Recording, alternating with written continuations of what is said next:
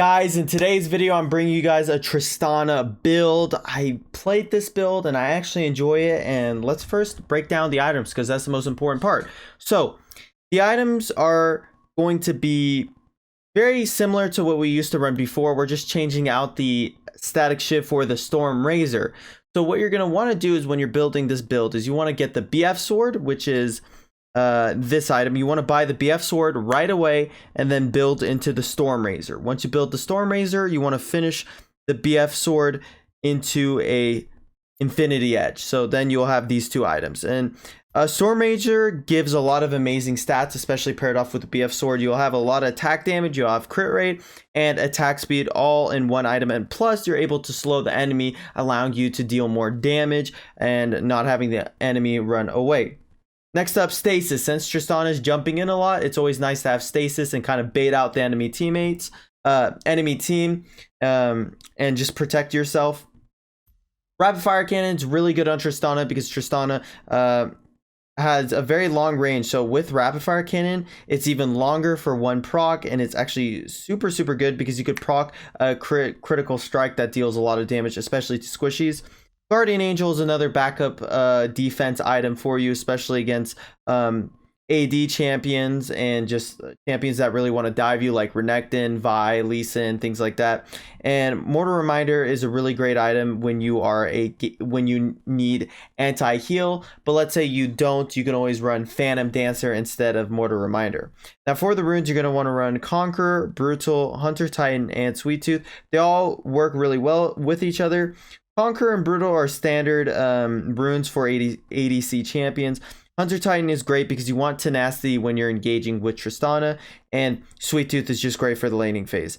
For the spells, you're going to want to run Heal and Flash, or you can run Barrier and Flash. And yeah, guys, in this gameplay, we got a pretty clean Tristana game, so I hope you guys do enjoy the video. If you guys are new here and you guys like ADC Wild Rift content, then this is the channel for you, so make sure to sub up. We're on the road to 50k subs, and with that, let's hop right on into the gameplay.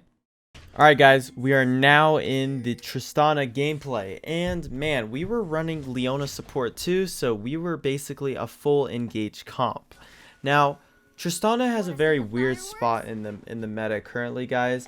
She has a lot of damage, but I mean, I feel like I sound like a broken record, but I say this almost in all my Tristana videos. She's so weak in the laning phase, like incredibly weak. So it's about overcoming that laning phase to where you could excel super far into the game with Tristana, because the more each time you level up, the longer your range gets and the more of a problem you become for the enemy team. So Tristana is a scaling champion, which is very awesome, and scaling champions are very fun to play currently. Now, paired with the Leona, you got to figure out what your combos are. And so in this game, our combo is Leona ult, engage, basically, with my ultimate as well. We could completely delete them. And yeah, so as you can see right now, we're just kind of clearing back to back. I mean, they're playing Kai'Sa Lulu, which is pretty weak actually in the early game too. Lulu's quite weak, and Kai'Sa is weak as well.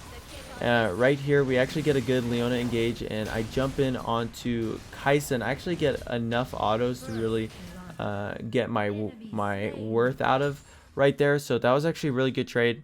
The wave is kind of even, so I come get my honey fruit so that I can come back much more healthier, and I have everything up. So basically, I'm really waiting for us to get another clean engage, and yeah, because once we get a clean engage, I just jump skill 3, skill 1, and it's quite easy. So I think we look for it really soon, because we definitely want to be punishing right now, since we are up a lot of HP.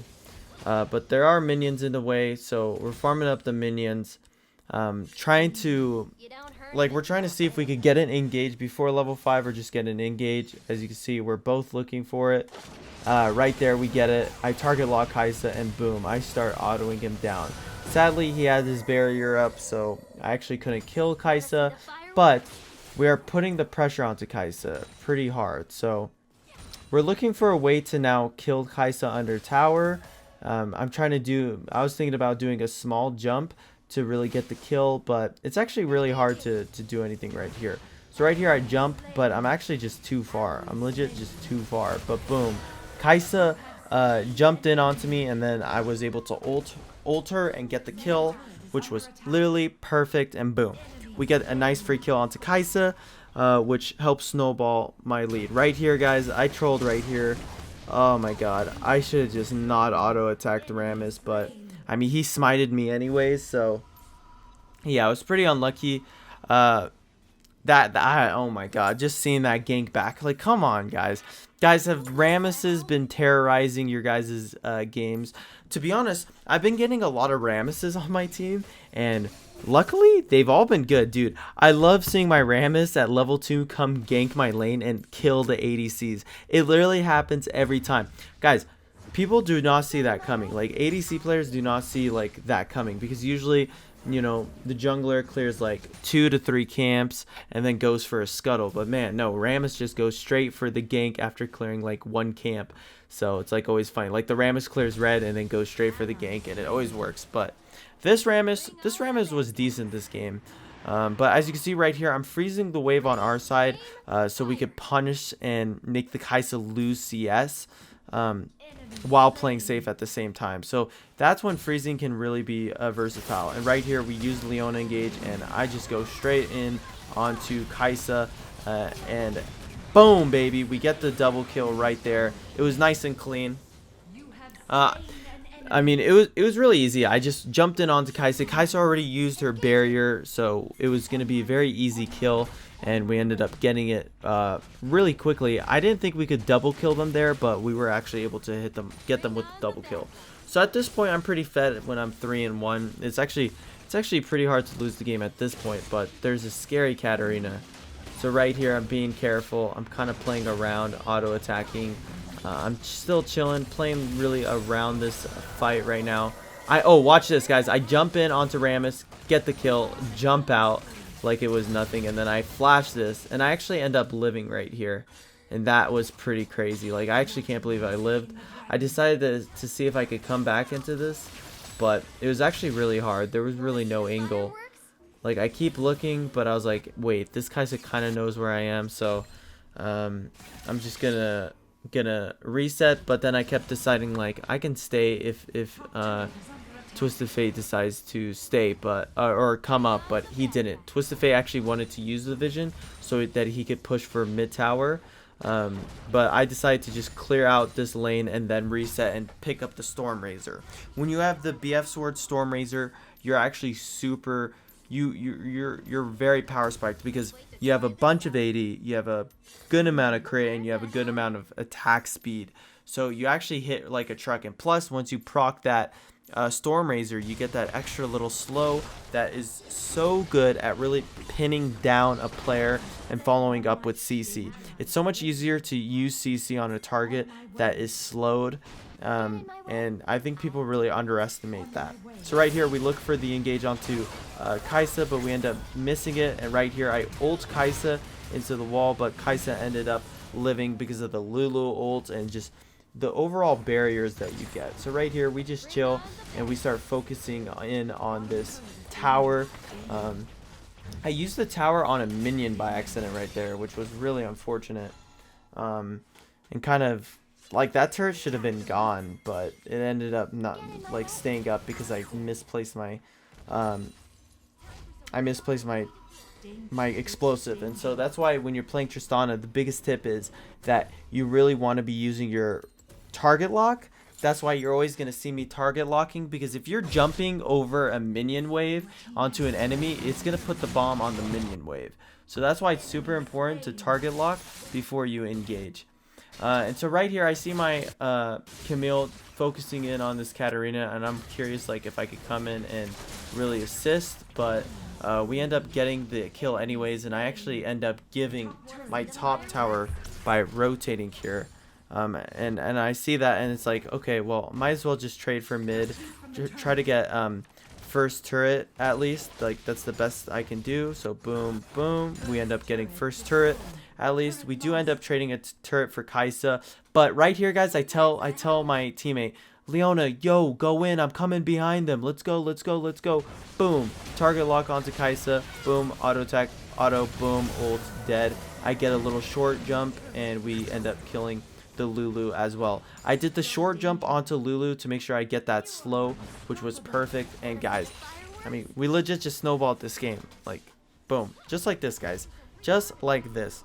I mean, Tristana, man, it's just so fun. You guys, like, Tristana is so much fun. It's actually crazy how easy it is to punish people in this game with Tristana. I mean, people are not used to an ADC jumping in, placing a grenade, autoing 3 times, and following up with an ultimate and just taking your entire HP. People aren't used to that because it's so hard to use Tristana, but she's so strong. I mean, in the last few patches, they've just been consistently buffing her, and now she is in a decent spot, but it's just so hard to survive. Like I said, the early game is the toughest part. And so right here, we're just playing around, getting this turret and just clearing up the minions so that we can get an inhib tower, because we did end up placing the Rift Herald. And so right here, I just jump away because I'm just trying to play as safe as possible. I end up putting my bomb onto Rammus, and I couldn't really get the kill onto Rammus. I feel like I should have. Boom. We end up just doing so much damage, like double kill, literally just hitting them from across this map. And this is actually where I make a really bad decision. I get that slow onto Katarina with my jump. I flash over to Kaisa, but Kaisa has ultimate barrier and barrier just from Lulu, so I actually end up dying, giving Katarina basically 1 million gold, and we end up losing the game, guys. Unlucky. Nah, I'm just kidding.